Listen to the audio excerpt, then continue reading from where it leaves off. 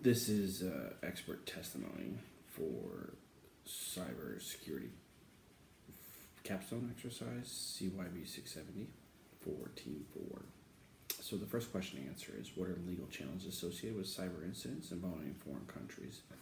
The first legal challenge is the fact that laws are not international. The laws that govern data protection are generally associated by country. So while the United States may have certain laws that are associated with protection and data security, they may not apply to countries such as New Zealand or Australia. The benefit to some countries such as New Zealand, Australia, and Great Britain and Canada is they all fall under the Great Britain or the United Kingdom Commonwealth, and they will comply with. They are required to get to the standards that the UK uses. The UK recently switched to the EU data protection policies, which has strict governance and guidance for how data must be stored, personal data must be stored or secured. How do international laws affect e-discovery? Again, like I said, laws are regionally aligned with the territories or countries they originate from. Now, there are not laws necessarily, but there are best practices that are followed and adhered to by most industries, and that is no different for the IT industry.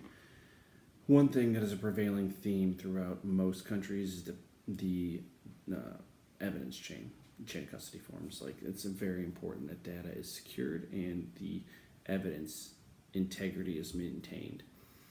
The key way to do that is through hashing and images, and not actually using the original data or storage unit in its own natural state. So again, excuse me, I think the biggest thing to highlight is that the laws are contained for the data where the data is geographically located or originates from.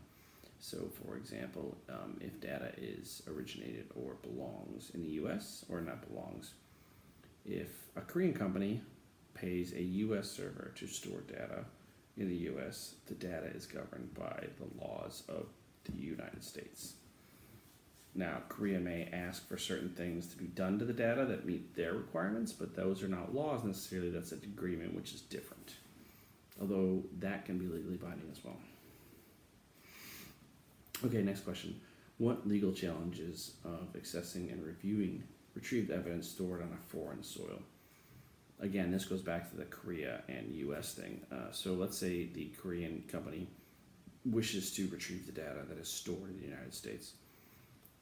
Again, data is protected by the place where it is stored, not necessarily by the people that are using it. So that being said, the Korean company would have to adhere to the United States laws.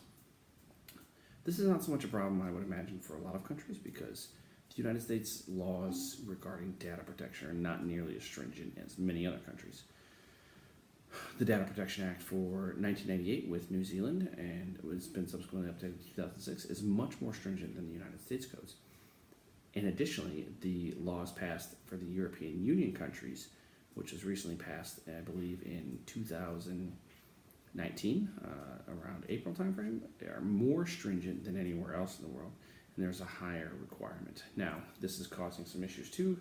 Again, like I said, the laws govern where data is stored, so a lot of U.S. companies are not able to maintain the security or meet the security standards to operate within Europe, because they're accessing data that originates or is stored, or not originates, it is stored within Europe. So these are issues for a lot of companies transitioning into trying to meet the requirements of the European Union. Assuming cloud storage was used, what procedures were followed to access and retrieve the digital evidence stored in the cloud? I feel like I'm repeating myself, but again, this would go back to the countries of origin. So if you wanted to pull from the cloud, it may be a requirement, and this may be something you consider when you start in a contract or a business service agreement between two companies operating in different countries or geographically dislocated by great distances, and to ensure that,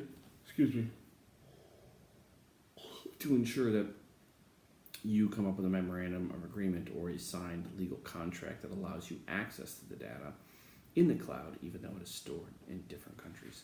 And additionally, you may ask that the data meets certain security requirements that are aligned with the host nation country that is using the data, even though the data is not being stored in that country.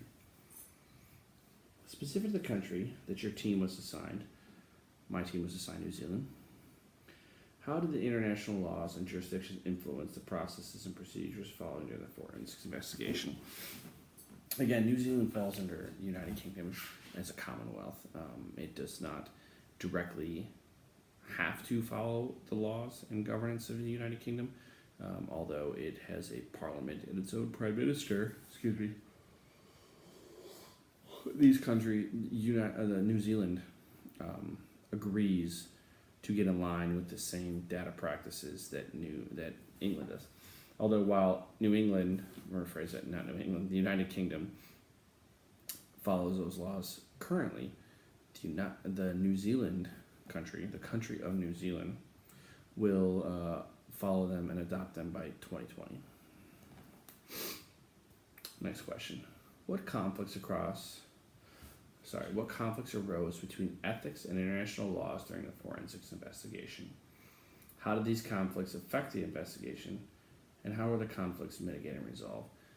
We did not currently have a forensics investigation that spanned outside of New Zealand or in which we had to pull data from outside New Zealand. The two attacks that did involve forensics is New Zealand was asked to collaborate on a potential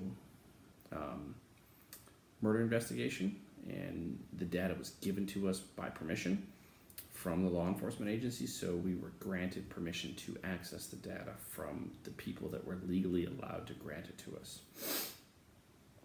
The other event was a potential ransomware injection through the use of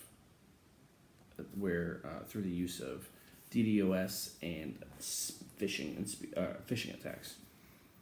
There's no data that was sent to New Zealand. It was just data that tried to originate from New Zealand. The data was prevented and did not enter the network. So at no time did we try to retrieve data from another country outside of New Zealand.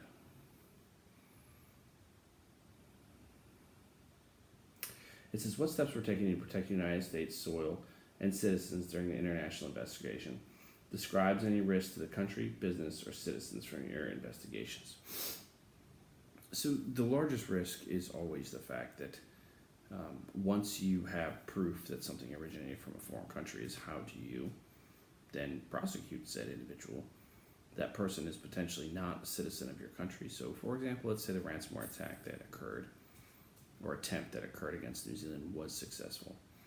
The individual then, through a DDoS, tried to insert malware, which ransomware is a type of malware into the New Zealand network. Had that occurred and loss of time, data, or reputation had occurred, how would New Zealand's collect remedy or try to prosecute or get remedy against this individual, even though they are a U.S. citizen? As it stands, New Zealand has no jurisdiction over this individual because that individual is not a citizen. It has no land in New Zealand, has nothing in New Zealand other than a digital footprint.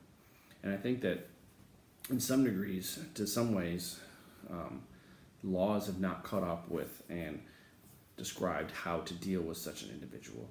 Because, again, like I said, what jurisdiction presides?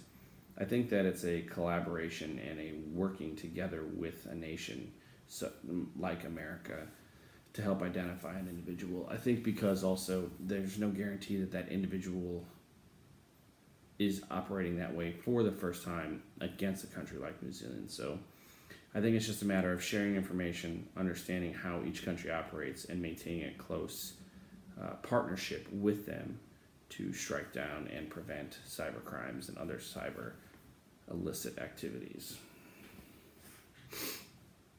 That concludes the testimony.